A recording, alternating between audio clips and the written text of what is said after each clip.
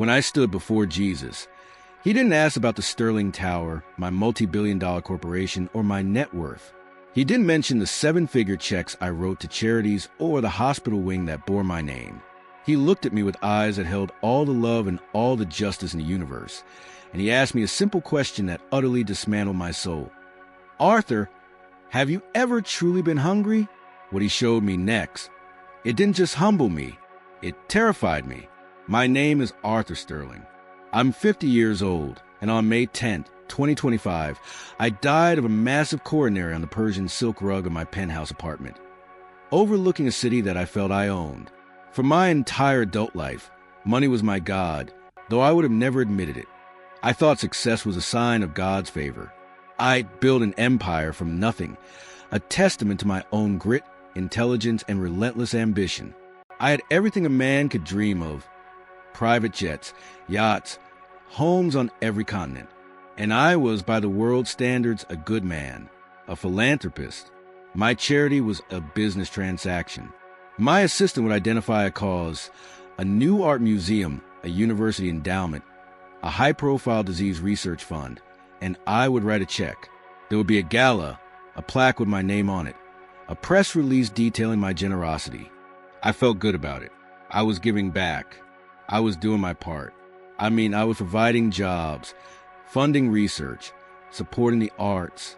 In my mind, I was a pillar of society, a benevolent king looking after his subjects from a very, very tall tower.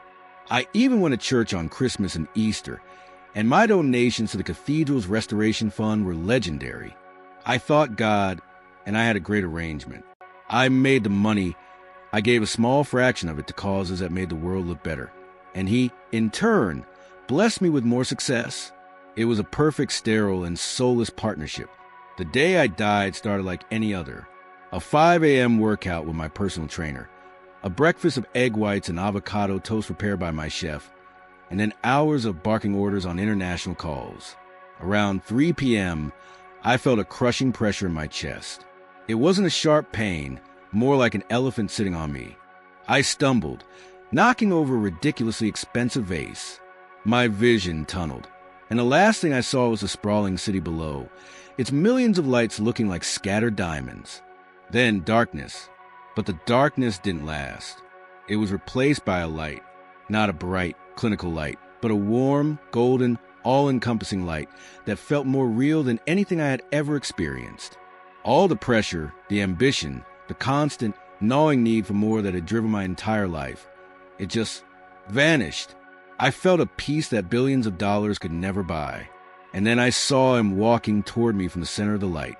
There are no words to describe Jesus. He was power and humility, majesty and gentleness, all at once. His eyes, it was his eyes that held me.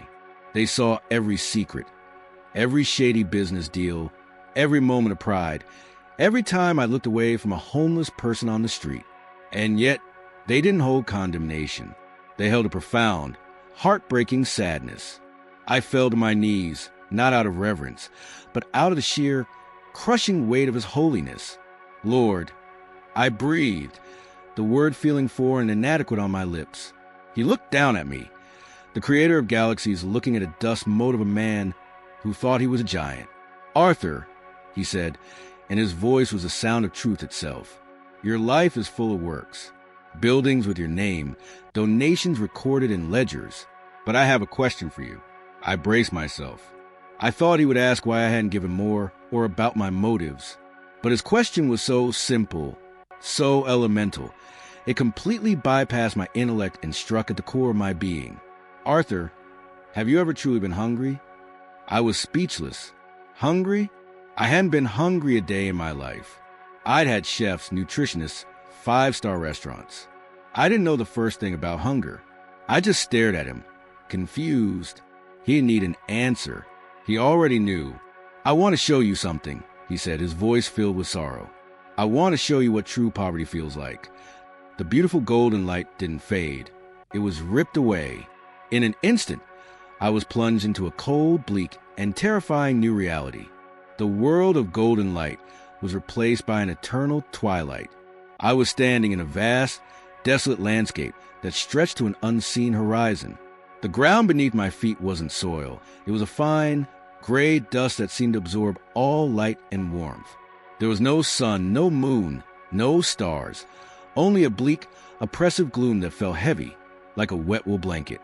The air was cold, but it was a coldness that seeped into your very soul, a spiritual frost that no fire could ever warm. Then the feelings hit me. First, the hunger. It was nothing like the trivial pangs I'd felt waiting for a dinner reservation. This was a deep, gnawing, cavernous emptiness that originated in the pit of my soul and radiated outwards. It was a hunger for everything and nothing, a constant, agonizing ache for something I couldn't name. It was a hunger of a man who had feasted his whole life, but had never truly been nourished. Next came the thirst.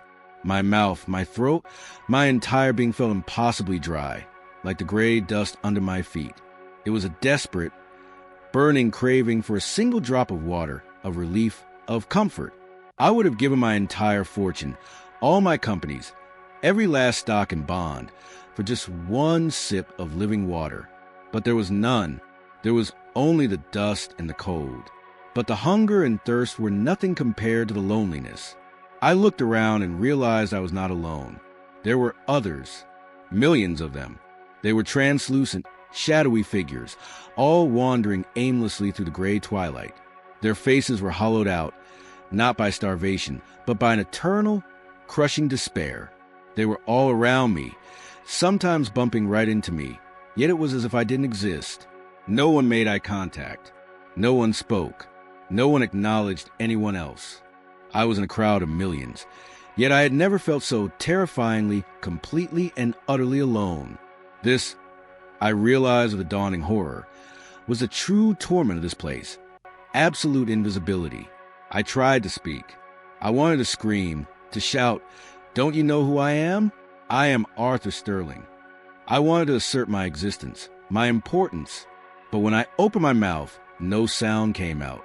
My voice was gone. My identity was gone. Here, in this realm of absolute need, my name meant nothing.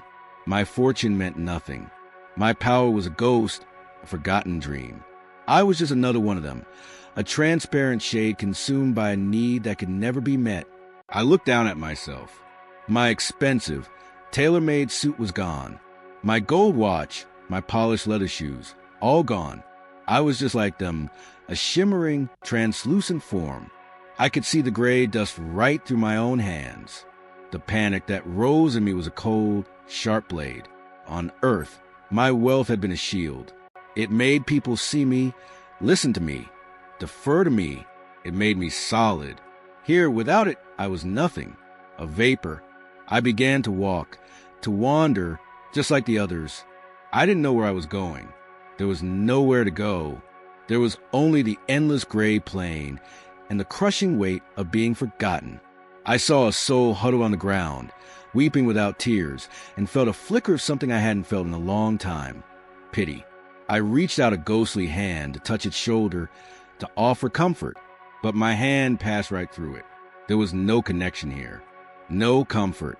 Every soul was an island of eternal, isolated suffering. I began to recognize things, not people, but situations.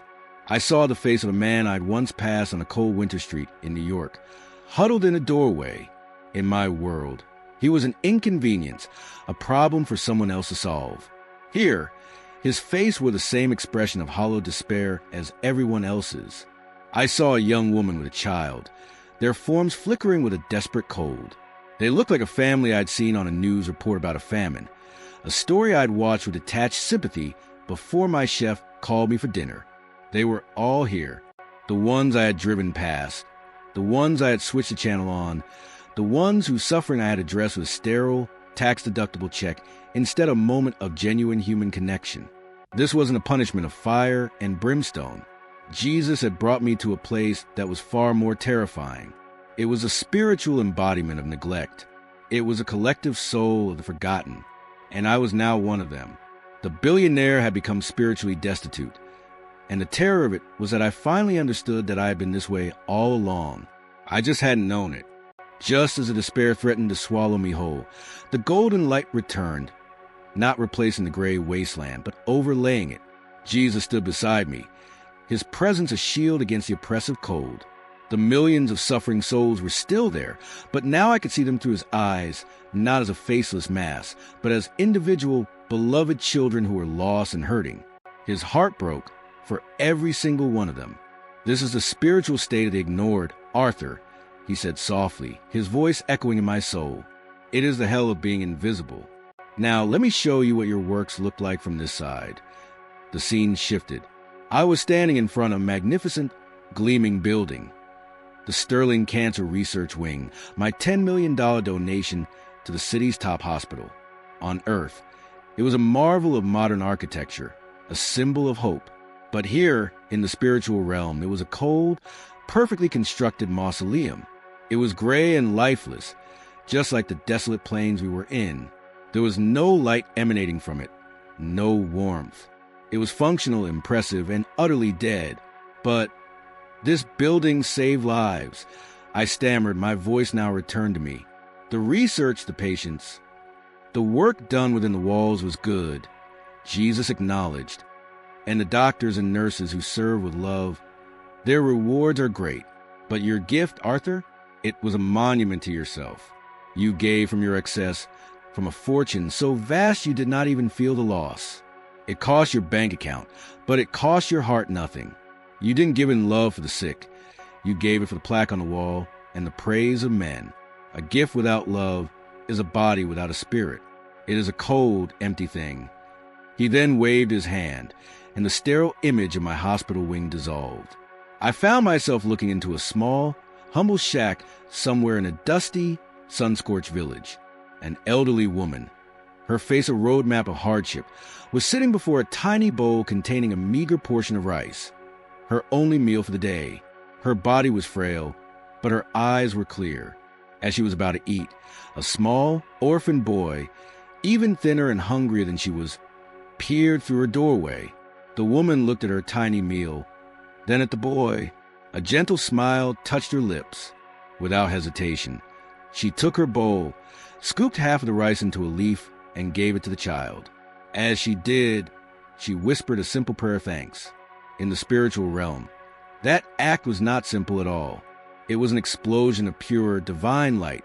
It erupted from her little shack like a miniature sun, so brilliant and warm and beautiful it made me weep. The light from her single, sacrificial gift was more real, more powerful, and more magnificent than every skyscraper I had ever built, every company I had ever owned. Do you understand? Jesus asked, his eyes glowed with a reflection of that beautiful light. I do not measure the size of the gift. I measure the size of the sacrifice. She gave from her poverty.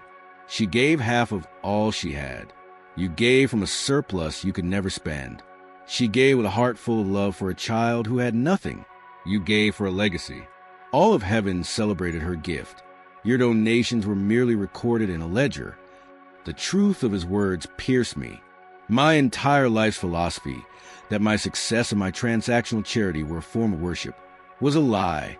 It was pride disguised as benevolence. The poor on your streets, the hungry in your city, Jesus continued, his gaze becoming intense. They did not need your money as much as they needed to be seen by you. They needed a moment of your time, a word of kindness, the dignity of being acknowledged as a fellow human being, a child of God. You had the power to give them that, and it would have cost you nothing but a moment of your pride. Instead, you looked through them as if they were glass. Finally, he showed me one last vision. He showed me my own soul.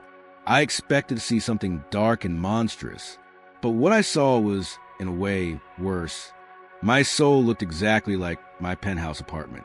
It was vast, exquisitely decorated with every imaginable luxury, meticulously clean and completely empty. There were trophies of my achievements, stock tickers scrolling on the walls, portraits of myself with famous people. But there was no warmth, no light, no life. It was a cold, sterile museum of my own success, insulated from all the messiness and all the joy of true, heartfelt connection. I saw then that I was the poorest man in that desolate gray landscape. I was starving for love, thirsty for real connection, and utterly, totally alone in my fortress of wealth. The weight of my 40 years of self-deception crashed down on me. I fell to the dusty ground, not as a powerful billionaire, but as a bankrupt soul, and I wept. Then was it all for nothing? I sobbed, the question tearing from the depths of my being. All of it? Is there no hope for me? Jesus looked at me, crumpled and broken on the gray dust, and his gaze was not one of judgment, but of profound compassion. He knelt, and where his knee touched the ground, the gray dust transformed into living grass, a small circle of impossible life in the desolate emptiness. Hope is never gone, Arthur, as long as there is breath, he said, his voice gentle but firm. My death on the cross was for bankrupt souls like yours. My grace is sufficient for the proud billionaire, just as it is for the humble beggar. But grace is not a license to continue in blindness. It is an invitation to see. He reached out and placed a hand on my head. A wave of forgiveness and love, so pure and powerful, washed through me, cleansing the decades of pride and self-reliance. It didn't erase the memory of what I'd done, but removed the eternal stain. I am sending you back, he said, and the authority in his voice was absolute. Your mission is not finished. It has not yet begun. What do you want me to do? I asked, my voice trembling. Your wealth was never the problem, Arthur. It was the purpose you gave it. It was a wall to protect you from the world, when it was meant to be a bridge to connect you to it. You were going back to tear down the walls. His eyes became piercingly intense. Go and tell the others who live in their towers of gold. Tell them their comfort has become a cage and their wealth an idol. Warn them that they're in grave spiritual danger. For it is a terrible thing to have the power to feed the hungry and clothe the naked, and to do nothing but build bigger barns for yourself. Tell them that a feast eaten alone is a poison to soul. He helped me to my feet, and my ghostly form began to feel more solid. Do not just write checks anymore, Arthur. That is the easy path of the proud. Go to them. Sit with the lonely. Learn the names of the invisible. Eat with the hungry. In their eyes, you will find me. As he spoke those last words, I felt a powerful, irresistible pull, as if a cosmic rope were tied around my soul, reeling me back across an unimaginable distance. The gray landscape, the light of Jesus, it all began to stretch and fade. His final words echoed in my consciousness. Choose life, Arthur. Choose real life. The serene peace of his presence was violently replaced by 1,000 needles of pain. I was gasping, choking, a raw, desperate sound tearing from my throat. The sterile white ceiling of an ICU room swam into focus, blurry at first, then sharp. Machines beeped frantically all around me. A tube was shoved down my throat, and I could feel the rhythmic pumping of a machine breathing for me. My son, Robert, a man I'd groomed to be as ruthless in business as I was standing by my bed. His face was pale. Dad? Dad, you're back. The doctors, they said you were gone. My first instinct, the reflex of a lifetime, was to ask about the market, about the company. But the memory of a gnawing, spiritual hunger was too real. I couldn't speak because of the tube, but I frantically pointed to my mouth, my stomach. A nurse rushed over. I could see the panic in Robert's eyes. He thought I was in pain. I was, but not the kind he imagined. The moment they removed the breathing tube a day later, my first words weren't about my empire. They were a hoarse, desperate whisper. Water? Does anyone have water? There are so many people who are thirsty. Robert and my team of corporate lawyers looked at me as if I had lost my mind. Over the next few days, their confusion turned to alarm. I refused to take any calls from my board. I didn't ask to see a single financial report. I fired my private chef and asked the hospital staff for the same simple broth and bread they gave to other patients. Dad, we need to make some decisions. The stock dipped 5% when the news of your incident broke, Robert said, his voice laced with frustration. I looked at my son, and for the first time, I saw the same spiritual poverty in him that I'd had, the same hunger for the wrong things. The stock doesn't matter, son, I said, my voice weak but clear. None of it matters. That was the beginning. I called my lead attorney. I want to start the process of liquidating everything. I told him. The houses, the jets, the yacht. Sell the majority shares in the company. We're going to restructure the entire sterling fortune. They thought the heart attack had caused brain damage. They brought in psychiatrists. but I was more sane than I had ever been. My old friends, the other titans of industry, they stopped visiting. The word was out. Arthur Sterling had lost his mind. They were right. I'd lost a mind that was leading me to an eternity of cold, desolate loneliness. I didn't give all the money away recklessly. Jesus had made me a brilliant businessman for a reason. But now, the business was different. I started a new foundation, but it had one rule. We would not give a single dollar to any organization where I couldn't personally serve. My penthouse is gone, sold to some tech mogul.